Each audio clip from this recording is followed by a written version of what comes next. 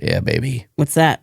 That's my new endeavor. You're going to be in Frozen this winter? Yeah. You're going to be playing Olaf? Where is this? Alabama Shakespeare Festival. You're going to play Olaf at the Alabama Shakespeare Festival. Yeah. I can't believe that's a sentence. I know. How'd you get this gig? I went to Montgomery, Alabama over the summer when I was on all of our summer travels. And then while I was there, the artistic director said, "Do you want to come and be Olaf?" I said, "That sounds interesting." Because, I like to do a show. Like every year I do maybe a play, or I think the last time I was in a musical, I can't even remember. It was either Forum or the producers. Can you call up Josh and be like, got any pointers? I did call up a different Josh who also played Olaf. Because the thing is, it's a whole rig you have to wear. It's like... You're a puppeteer. Well, it's imagine like having a weightlifting belt on, okay? And then against your shoulder blades are two pads that are pressing against your shoulder blades because they're holding a pipe that goes down, attached to that waist belt, and then curves under through your crotch and out in the front. And that holds the weight of the puppet's body. Okay? Let me explain puppeteering to you. Holding onto the waist, but pressing against the back, and then your shoes are connected to the puppet's feet. So in the instructions, it said, "Do not take too large of steps, as this will cause catastrophic failure with the puppet." And then your right hand, whatever your dominant hand is doing the trigger things for the... This is going to be the most complicated thing you've ever done on stage. I don't know about that. This is actually going to be pretty... You were the plant in Little Shop of Horrors? No.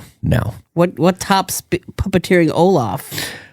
I mean, I don't think the puppet is wildly complicated. The design and build of it is complicated, but I think to actually do it is not that, because there's a reindeer in the show too, and that thing is real. Like the puppeteer, the company that makes the puppets are sending the puppeteer to do the reindeer, because that's like on all fours. But with Olaf, they're like, any idiot can do this. Yeah, they're like, whatever, But I also I talked to the director, like I'm not trying to, but I'm sure this will be slightly the most unhinged Olaf that there's been. So you're going to live in Alabama for 2 months? Yeah. It's lovely there. Are you excited about this? Yeah. I'm looking forward to it. You really just want to get out of LA. Get out of the commuting. I mean, I like get to out go. of making dinner, get out of making lunch. Well, I mean, all that will be part of it too. But I mean, I love going. I mean, that's all I did was went and do shows. I mean, I was an actor. Was your wife enthusiastic about this? I did not. I have not told her. No. Yeah. Please don't tell her.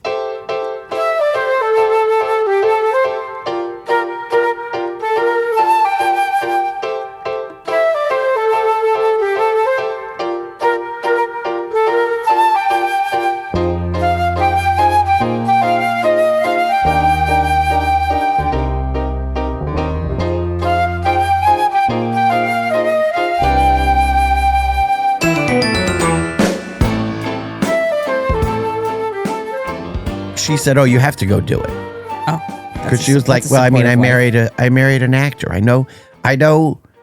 You have to go. You have to go recharge your acting batteries, and because last year I went and did whatever it was, that Neil Simon one. Mm-hmm.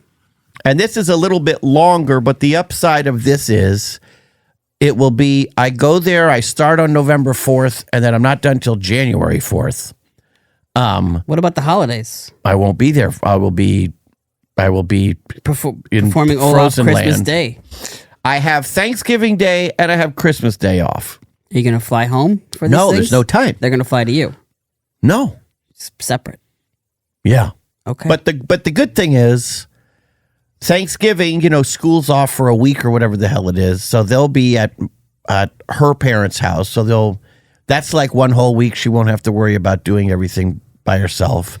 The same thing with Christmas is like 3 weeks. So like it won't be as bad as if it was right now. And then probably a couple days after Christmas, they're going to fly to Montgomery so that they can come and see the show, and we'll spend New Year's together. I was in Montgomery this summer. Did you go see the Biscuits? I don't know if I saw the Biscuits, but we went to Hank Williams' grave. Oh, yeah. And Hank Williams had a statue downtown. We went into a bar real quick to pee, and the bartender's like, "Get the hell out of here!" What a welcoming place. Yeah, it was not a great vibe, but you know, they probably have very strict laws about children in bars. Well, sure, yeah. I'm pretty sure every place does. So many kid drunks popping up. Yeah. You don't see them a lot because of those rules. Back in the old days, there used to be drunk kids everywhere. Get all these goddamn drunk kids out of here. My goddamn teacher wants me to do my arithmetic. Get a load of this bitch. Made do arithmetic. But I'm excited about it. Yeah. It's a beautiful theater. It's amazing. It's Disney. I had a record yesterday. And the woman who was the voice director, she said, "Oh, because I said, I'm going to be gone for 2 months. But I found a studio. There's a Nickelodeon approved studio in Birmingham. So every Monday, that's the day off in the theater. I'll be driving an hour and a half to Birmingham and then recording whatever I'll have them all lined up on Monday. So that's good. I won't have to worry about, But she said, my family friend is an architect, and he designed the Alabama Shakespeare Theater in like 1985 or whenever they built it. Like, oh, interesting.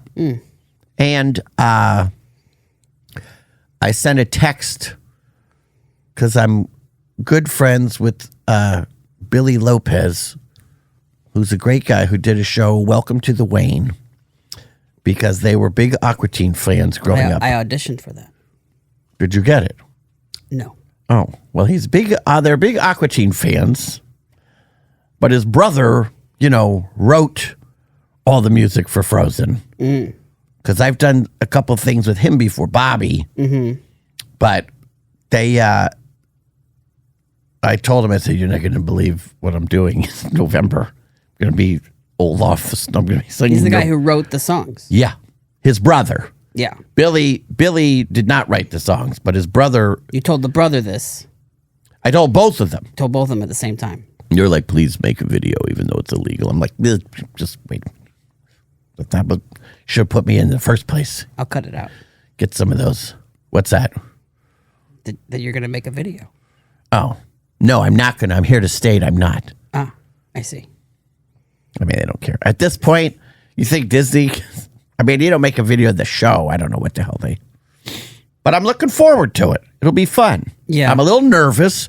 I also know I'm easily the oldest person in the... I'm also going to be the oldest Olaf that's ever been in existence. I think I'm almost as old as Snow itself. I think everyone else is... Because the director is like, "Oh, yeah, no, you're definitely the oldest person in the show." You didn't really get to experience winter very much growing up. Well, we went home.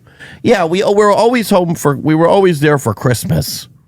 So we had it, but I think I had only the fun of it and none of the why most people hate it, of like shoveling snow and being late because the roads are bad. And apparently Montgomery gets cold, but the only thing you have to worry about is it gets icy. Is there still snow on Earth? Is that still a thing? Yeah, didn't it just snow crazily somewhere? I feel like when I was a little kid, we'd have snow days. The pipes would freeze. We'd get to stay home. And then as I got older, it didn't snow before Christmas. Like White Christmas never happened, and there was never snow on the ground. And then snow would started showing up like around January and February. Like it was if it's like the seasons kind of rotated on a dial a little bit. Shifting. Everybody moved down one seat. Yeah, exactly. Interesting. And I felt like, and that was probably global warming is what we were experiencing. Is that the snow was happening later in the year. It wasn't happening for as long a time. Right. So I'm Although curious. But there must be places like, because I always fantasize about moving home to Chicago, and I just to know that at some point I'd be like, oh, what the fuck was I thinking? You get real spoiled out here in LA. You hate the heat, but at the same time, you don't have to experience weather. I hate the monotony of out here. Yeah. Like, yeah, it's certainly pleasant, but you know what? It's like when you have a delicious cold cut sandwich every day, you get too used to it. That sounded good to me, though, the way you said it. You get too used to it. You got to have some shitty... What was your lunch as a kid? I would have... Wait, no, we've done this before.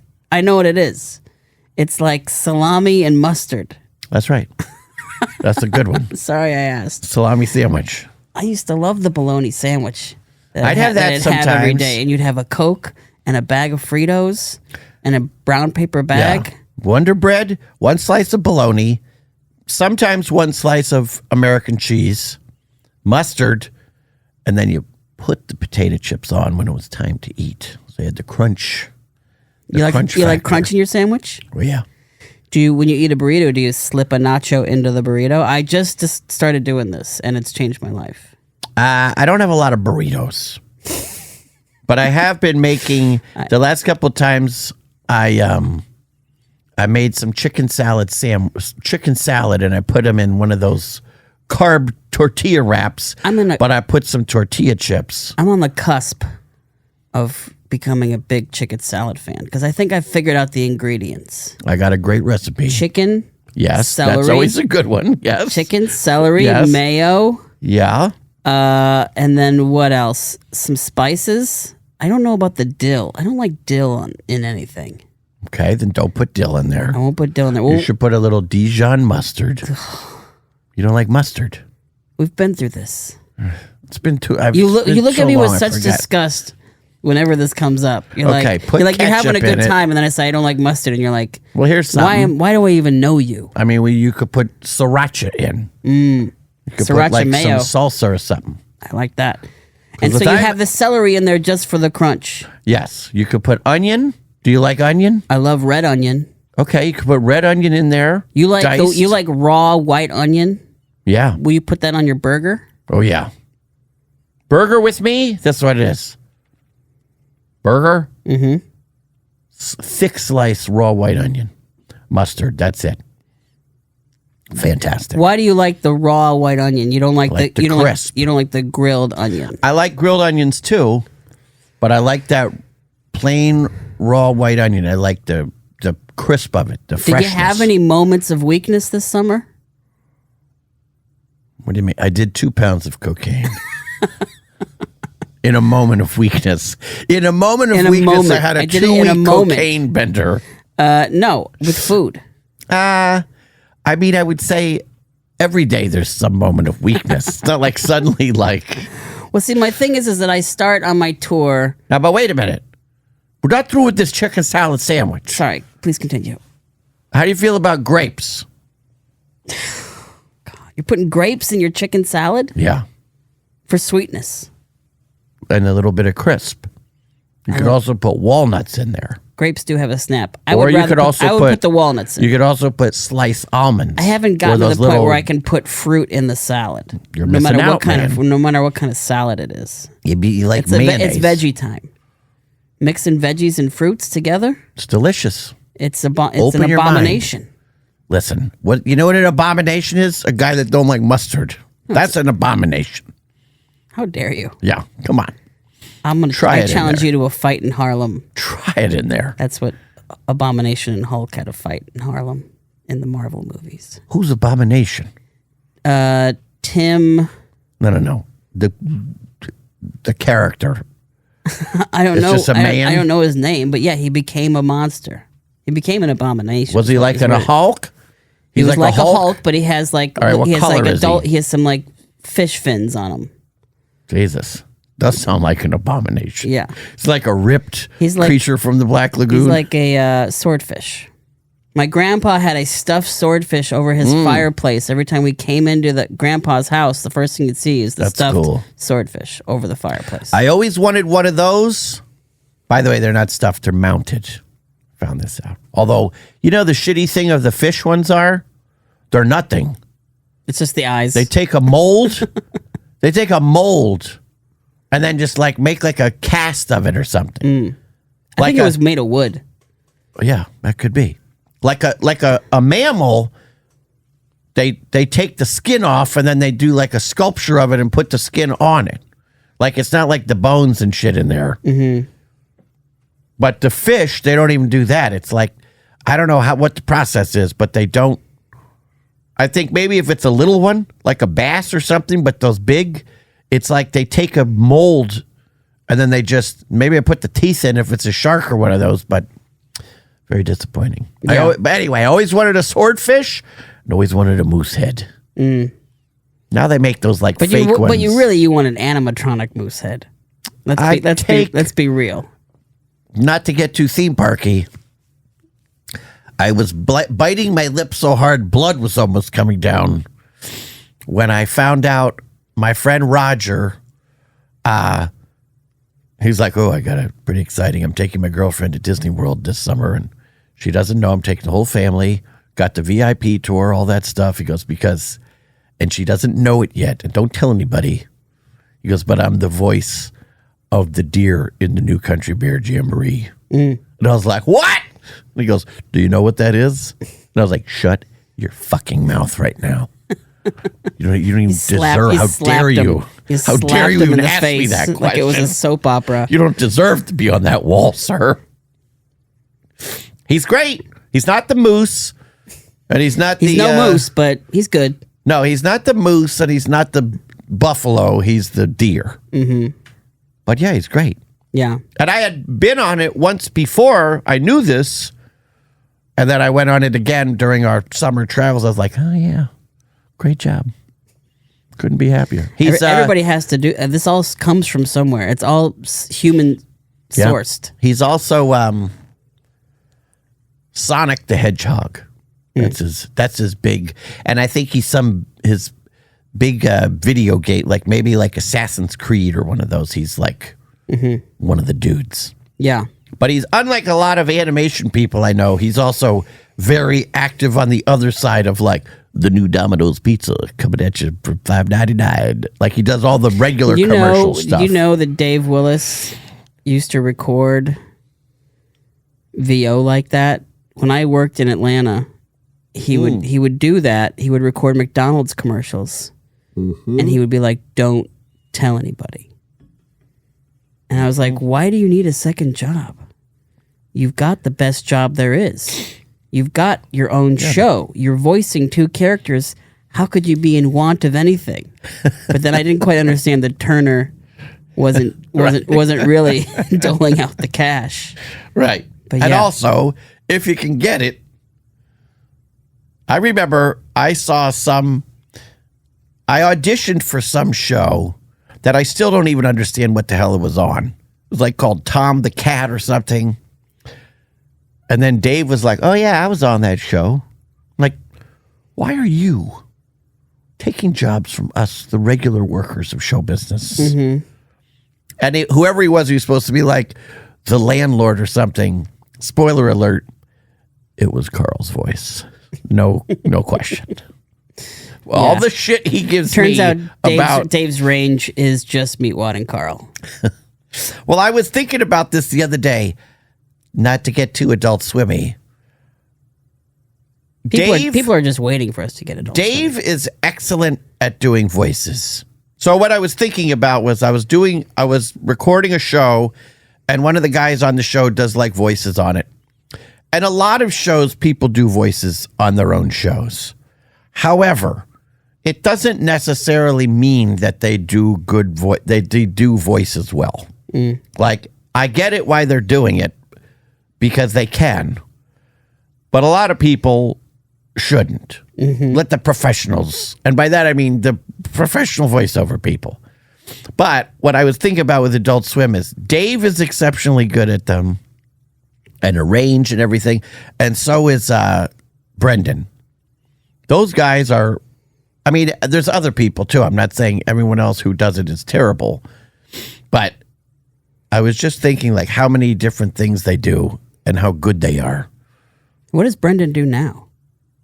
I think he just tours, doing his music. He just tours as his band. He's like what isn't he like a Berkeley School of Music guy?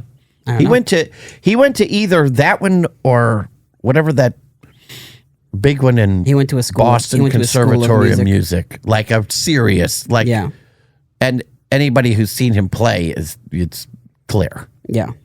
He's like but I mean even he's just a very interesting guy. He's another one. He's sort of like he's like a modern Renaissance man. Mm-hmm. He does stand up. He writes. I mean, he's music. Like, he's got a lot of varied interests and he's good at all of them. Mm-hmm. Cause it's just where's he from? I don't know. Mm. I feel like he was from Boston, which is why he knew a lot of those other Boston guys. Mm-hmm. Like, I feel like he doesn't seem particularly. He doesn't like have an accent.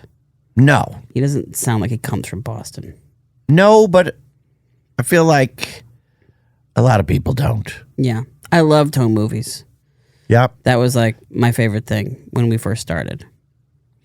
And it wasn't an Adult Swim show, it was on the UPN. Like a couple of the first shows were acquisitions. Yeah, I never quite understood how that happened because I never asked anyone. I was like, but wait a minute, this was on, like, what was that other one? The Oblongs or?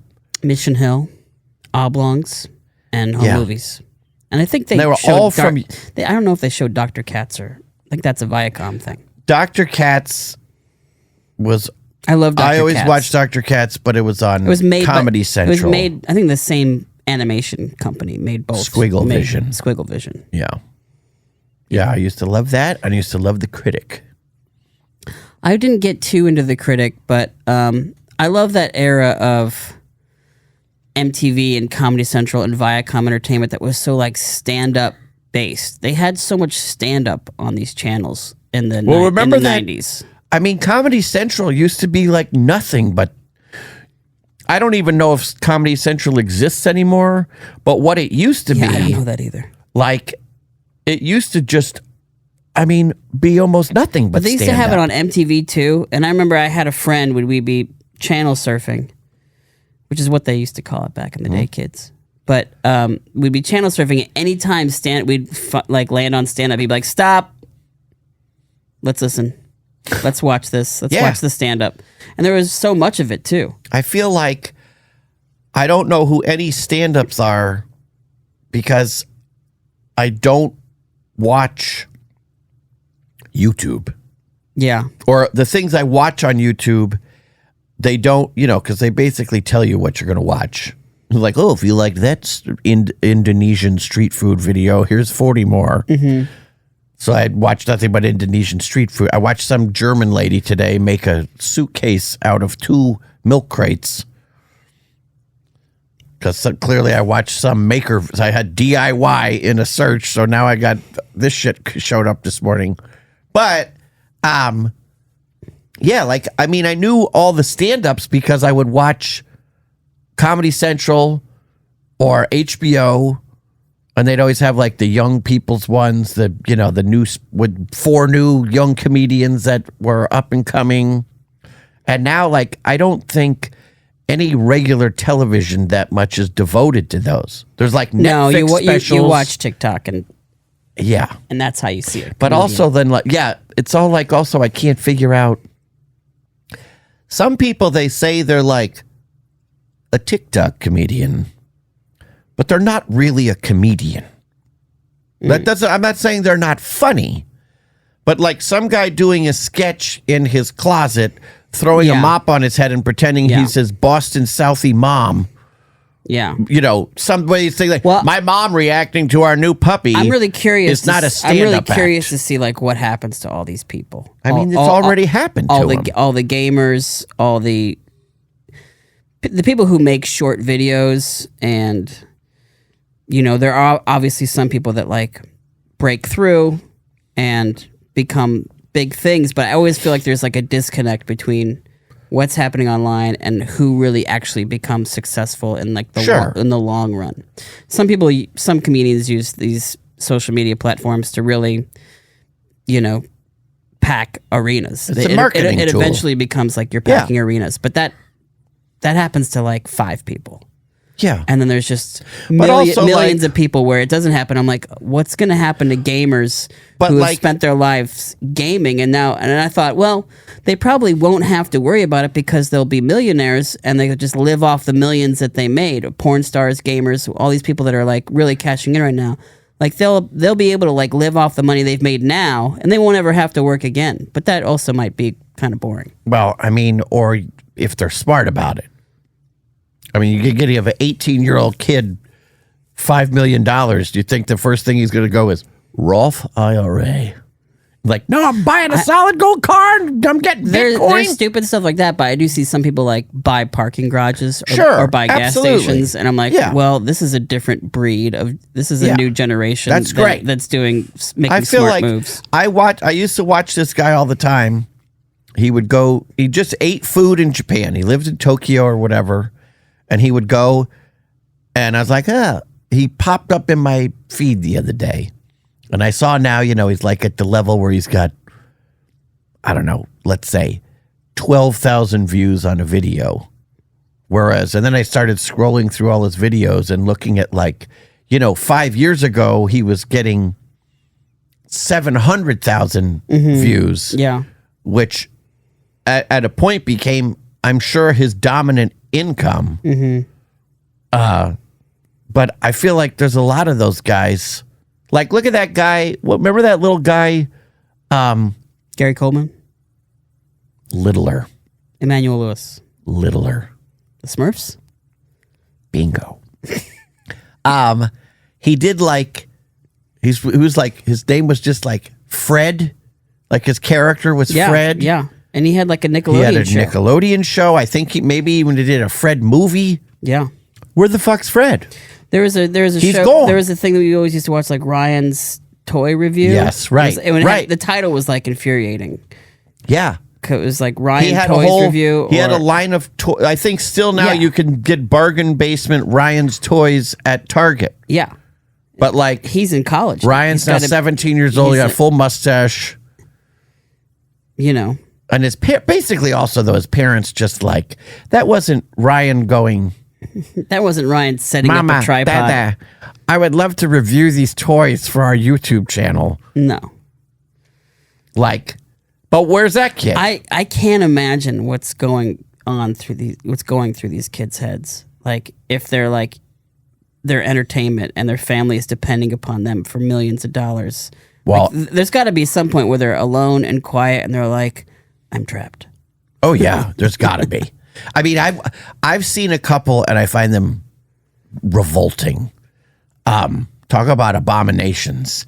They'll be like, and I don't know what the names are, right? But it'll be like the Kandabi family. And they're like, we're spending 24 hours. No one can say the word goat and it's like a mom and a dad and the kids, and they have some stupid fucking challenge that they've put upon themselves, and you can feel the desperation of them because this is their life now, and all of them have gone all in. The whole family has gone all in. Yeah, it's edited within an inch of its life. It's a professional production team. Yeah, it's not probably how it started in the first place. Like, we're making mommy a birthday cake. Mm-hmm. I saw a thing this weekend where it was like they showed a mall, and 2 stars were making an appearance, and the mall was packed. And the first thing I thought was like, wow, a mall with people in it. Mm-hmm. 'Cause if you go to a mall these days, they're like barely functioning, and they're empty. The stores are empty. The mall is like, you can tell the mall is on its way to being demolished and turned into apartments or something. And the mall was just packed like it was back in our day. Back in our day, it would be like Kids on the Block were showing up, New Kids on the Block. But the mall was packed, and then they said, these 2 people are showing up. Never heard these names in my life. Looked up the person, 6 million followers, and the girl would and it was like this little girl, and she would say, I'll see you guys at this mall, and he's coming too. And then she'd move her camera to this other guy's face. He'd be, hey, what's up? And like, everybody would go crazy. They're like, are they dating? and they're all this stuff. They say all this shit about them, and then I'm just like, this is crazy. There's this. I think that things aren't working, but there are some things where the people don't even have to do anything. That's the problem. And it's like they're magical beings of light. Yeah. And they have no skills other than somehow connecting with people because they see themselves in these people. But they're just selling stuff. It's also like the Home Shopping Network because they're like, here's my makeup. Or here's my hoodie. Them firing on all cylinders is them sitting in their bedroom by themselves. It's not them performing on stage. It's not them writing a book. It's not them painting a painting.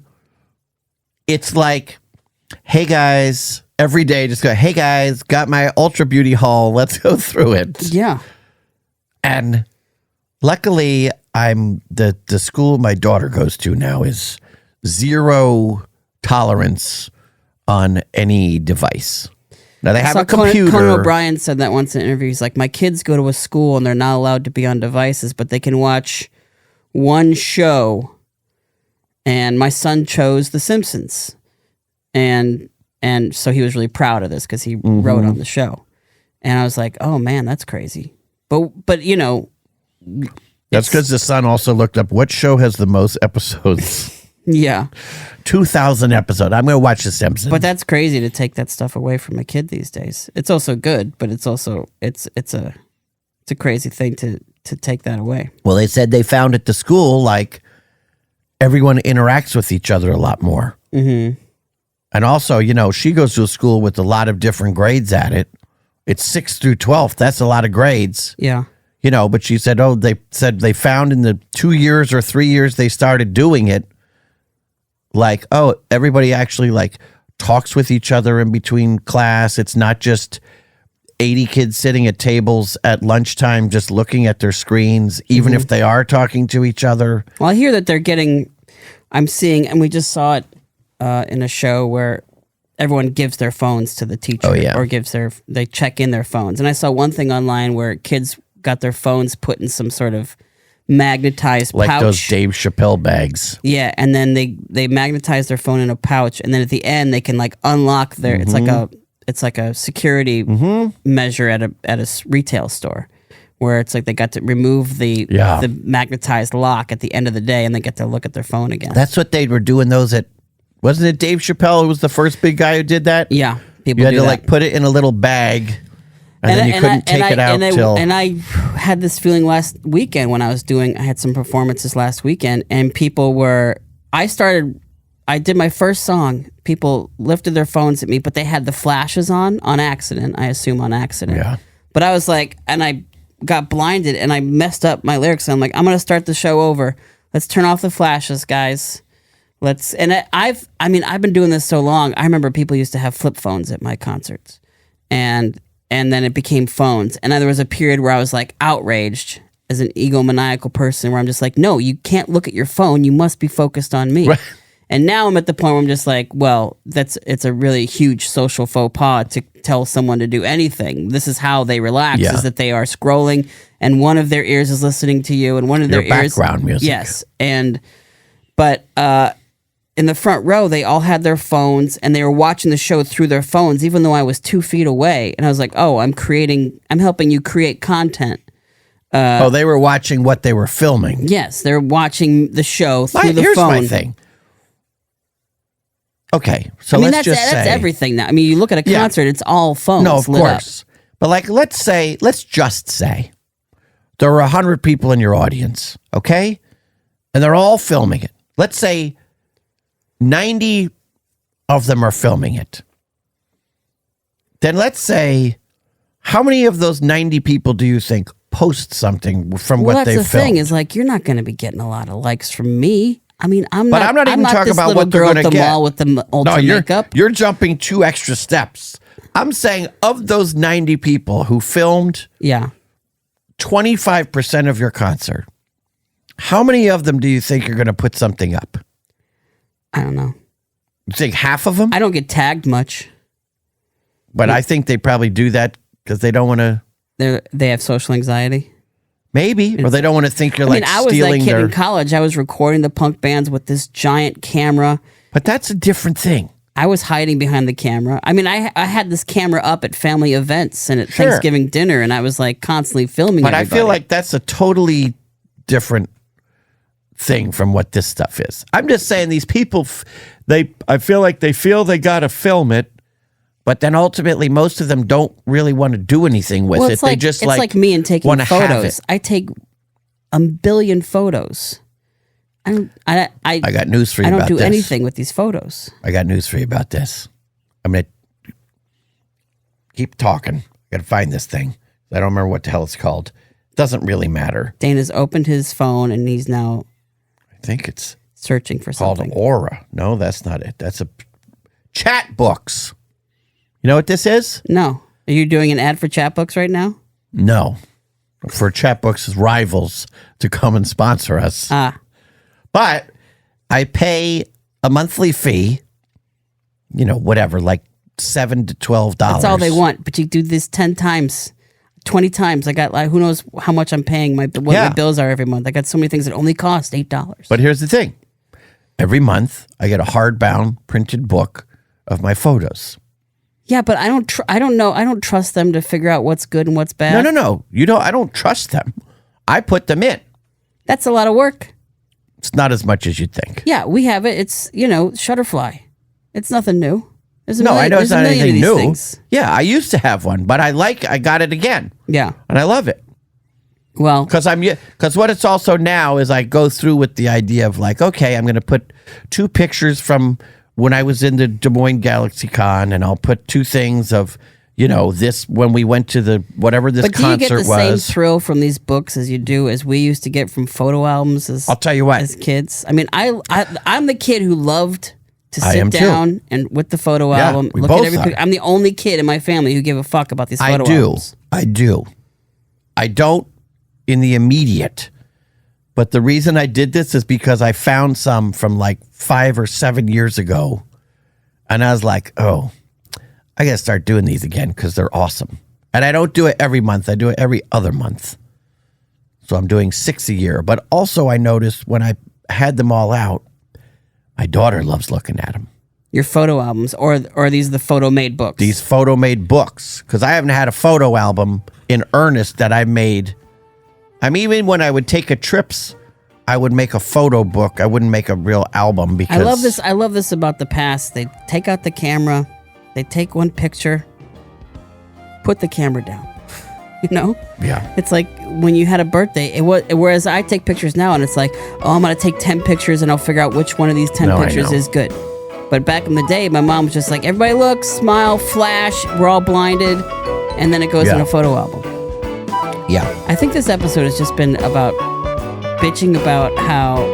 Well, they're all about bitching. The new thing sucks. The old thing's good. It really is an old man podcast. Hey, it's MC. Thanks again for listening to the podcast. Let's take a psychological break. We talked about this on our previous episode. We're just going to take a breath in and a breath out. Doesn't that feel good? I hope you did it. Let's do another one. I know you're hesitant. I know you're like, I don't want to do this. I breathe all the time. What's the point? Let's just take one more breath. Do it for me. Be a pal. Doesn't that feel good? I feel better. I feel great. Because I took 2 little breaths, and now I'm all calm. And that's what this podcast is supposed to do. It's supposed to calm you down. It's supposed to chill you out. It's supposed to lower your blood pressure. It's pretty crazy out there. That's why we listen to the podcast, and we keep coming back to it, and we listen to it multiple times. Here's how you can support the podcast. This thing takes money to create. I actually don't have a mansion. I don't even have a house. So we actually have to rent a studio to record this podcast, and that costs money. So please make a donation to our GoFundMe. Go to mcchris.com, click on the podcast banner, and that'll take you to our link tree, which will take you to all the different ways you can listen to the podcast, and also take you immediately to our GoFundMe, where you can make a tiny little donation. It's not going to hurt anybody. It's not going to fuck up your life. It's just a tiny, give me $10. Give me $5. Okay, fine. I'll take 50 cents. Please don't send me 50 cents. I get these little notifications on my email that says a donation has just been made, and we've actually reached our goal of $2,000. So please support us if you can. And another way to support us, if you don't have money, you can leave a comment You can leave a review. You can leave reviews on Spotify. You can leave reviews at Apple Podcasts. And on YouTube, you can leave a comment. And on YouTube, you should click the bell. You should subscribe. You should follow. You should make sure you're getting notifications so you know when Dana and I have come in and sat down and recorded some awesome content for you to enjoy and have your psychological breakdown to. I mean psychological break. I just did it again. I just did another breathing exercise. Actually, I had run out of air. But you need that to talk. So anyway, please make a donation. Please leave a comment. Please keep on listening. Thank you so much for your support. We really appreciate it. Thanks for all the reviews. I love the reviews. I read all of them. Sometimes we read them on air.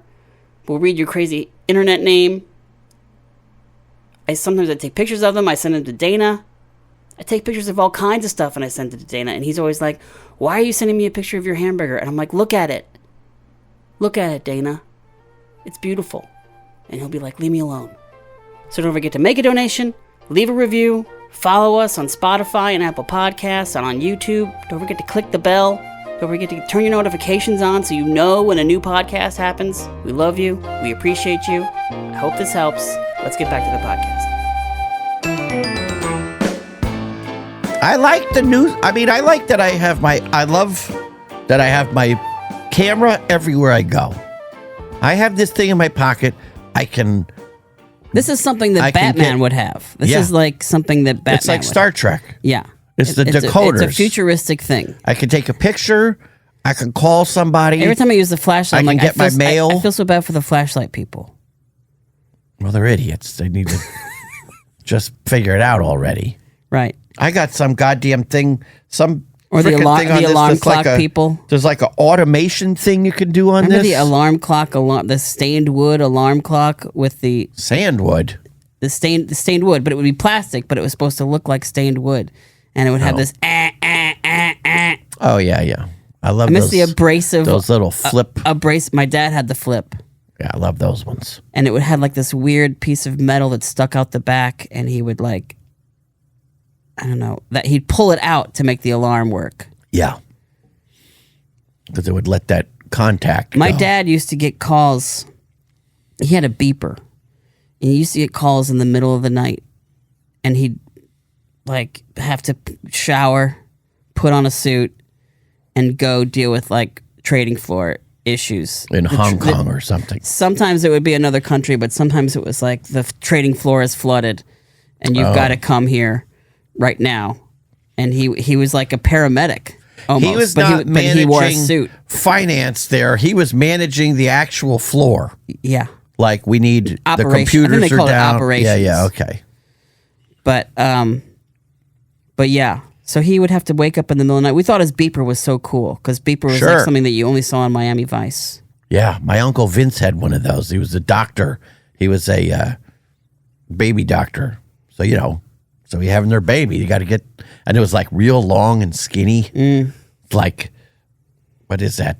Like as long as a dollar bill, so 6 inches. Remember for the first car phones? They actually had a wire. My dad had one of those. They had a wire that like was connected, so it was like you were answering a corded phone. A corded phone in your car. With the buttons on the back so you could press them with your thumb. That was such a big deal.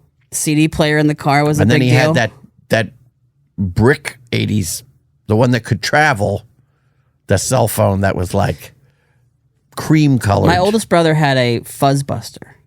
The hell's a fuzzbuster? It would scan for radar. So it would be how you found the cops, and because I guess he was speeding. My dad had an MG, which was his midlife crisis car. Oh, my dad had an MG. He had a black MG with the top down or a convertible. Side note: my dad has a MG. He's had it. Somebody paid him. It was always getting broken, so he got rid of it because he always had to take it to the shop. Like Somebody every year. paid him when I was very little. Gave him this car because they couldn't pay him for one of the jobs they did. And he still has it. I mean, he's had it for as long as I can. Still runs. He put a lot of work into it. He fixed the whole. I mean, I remember we got it and it was. No, he put a lot of work into it. He works on cars. Yeah. But he still has it, and Do he you still know how to drives work on it. cars? No, I don't know. And there was like, Dana, come here. Well, also you can't work on cars now. Let me You show gotta you be this like old a Playboy. computer scientist. And this is a carburetor. Yeah, see? Yeah. Like I mean, I could do stuff in my car. Dad, can't you see I'm listening to Pippin? Yeah. Everything has its season, Dad. Take a note from the lyrics. Now, I could do my old car. I could change the oil and stuff because you could get into it. But like the cars now, they're too, you open the hood and it's like you don't even know where you could put your hand in there to. I came back to my car after tour. It was dead. And I had to get it jumped. And then he brought this briefcase. Oh. And he jumped it and it didn't work. And so we had to like reverse my car out of the garage and avoid this girder that I always have to avoid or it'll rip off my side view mirror. And then he jumped it from his truck. And then it jumped. And then and then we got it back in the garage. He said, okay, leave it running for 25 minutes. Left it running for 25 minutes, turned it off, turned it on. It's dead again. Oh. Tried to jump it that night with a neighbor, didn't work.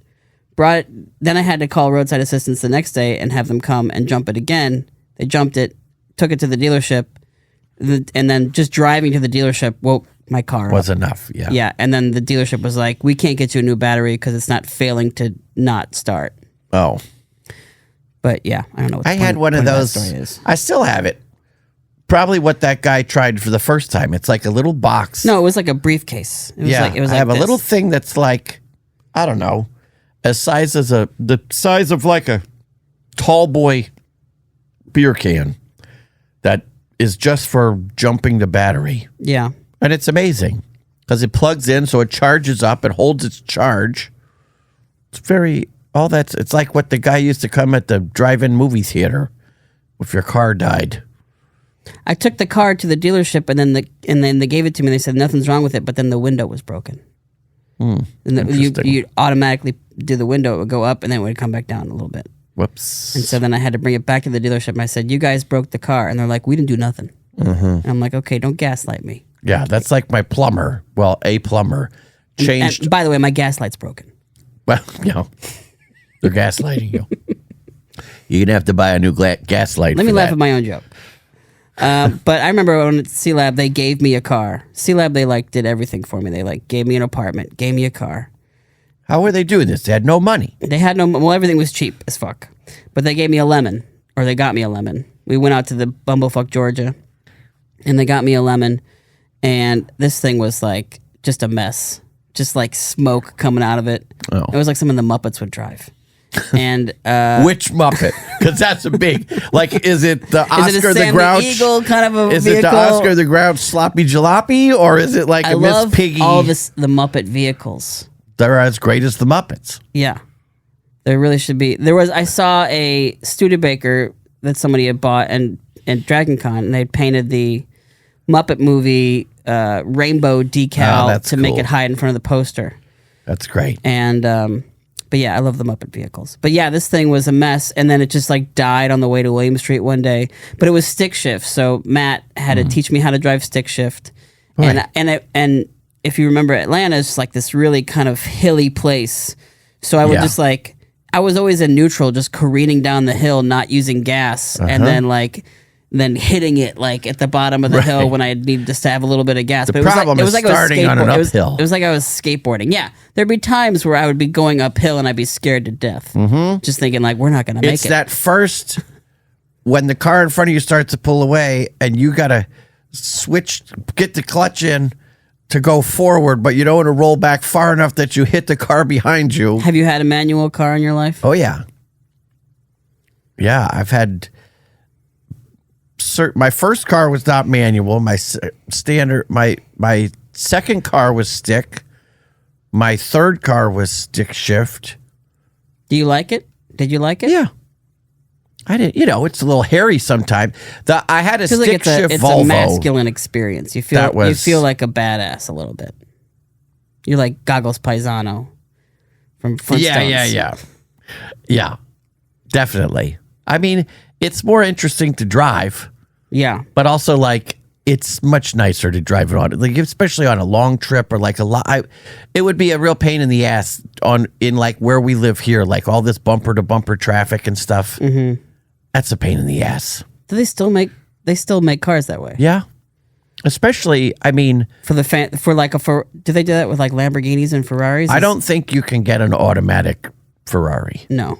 I don't think so. I know you can get a Porsche. Why are some cars manual and some cars automatic? I think some cars are manual because when they're two reasons.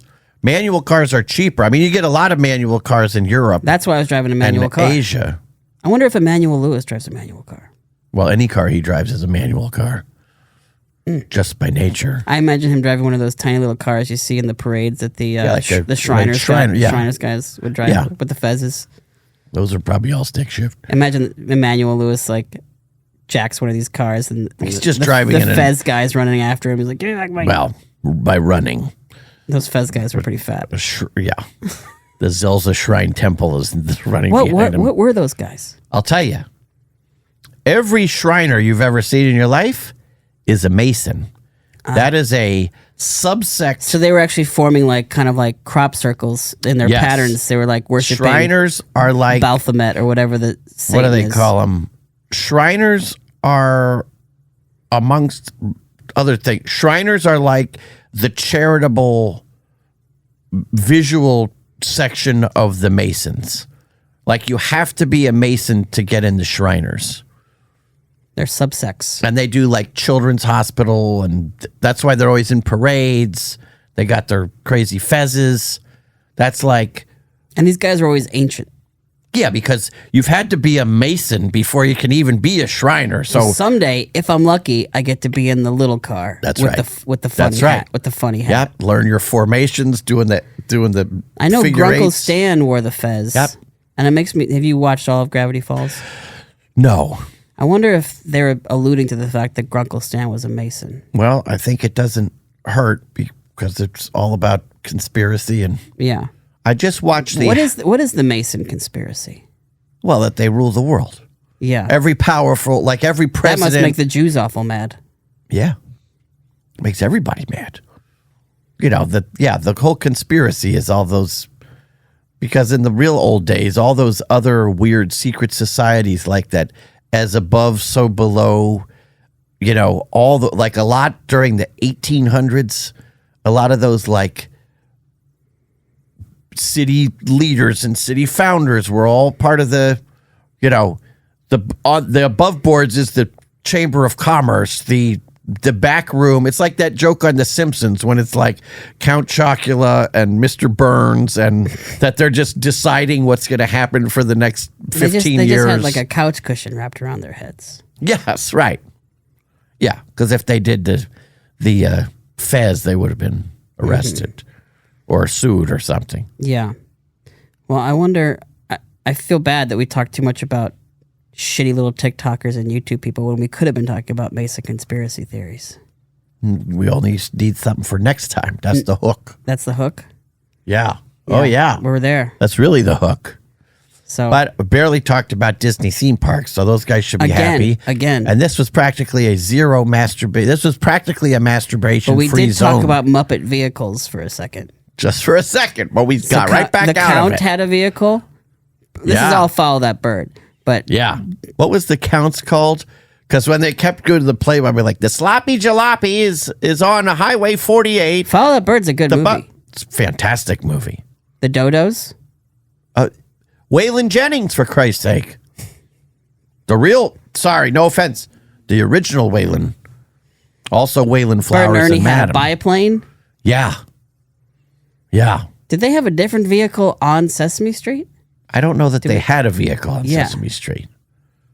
I think this was the first time we saw anyone's vehicles. There's the Grouchmobile. There's the Count. The Sloppy Jalopy. Sloppy Jalopy. Yeah. What was the Count's vehicle called? I can't remember, but it did have a name. And there was the biplane. And was that it? Maybe. I think the humans had Maria a car. drove like a VW bus or something. Yeah, they were like the humans had a car. Yeah, they were like in a normal car. Yeah. It was only the Muppets who had cool stuff. The Munsters had a good car. Yeah, well, Beverly Hillbillies had a good car. They just had a truck, but they put the old lady in the back. She was in a rocking chair on the top of a junk pile. Yes. What's not to love? And I love how, I don't know about you, did you love Wacky Races? Oh yeah, That was Yeah, great. I always loved it. And then I'd watch it and I'd be watching for like 5 minutes and I'd be like, you know what? This is pretty much a boring show. This is not very exciting. You never see them get to the end of the race. No. It's just them driving and fighting. Yeah. And those weird little mobster guys used to freak me out a little bit. We used to have obviously Matchbox and Hot Wheels, and we'd line them all up. We'd pick who got to have what, and then we'd say who was driving the car. I get Indiana Jones, and I'm driving the black Trans Am. So complicated. Yeah. And then a buddy came over, and he's like, "I'm gonna be Bozo the Clown." I was like, "Pfft." And my brother's like, "What? There's nothing wrong with that." I'm like, "If I had chose Bozo the Clown, you'd be ripping me a new one, but we have a guest." But you didn't, did you? And that's your problem. All right, everybody. Well, that's our episode for this week. Thank you so much for listening. Thank you for coming, Dana. And we'll be back next week. Goodbye. Goodbye. We get to all the good stuff at the end.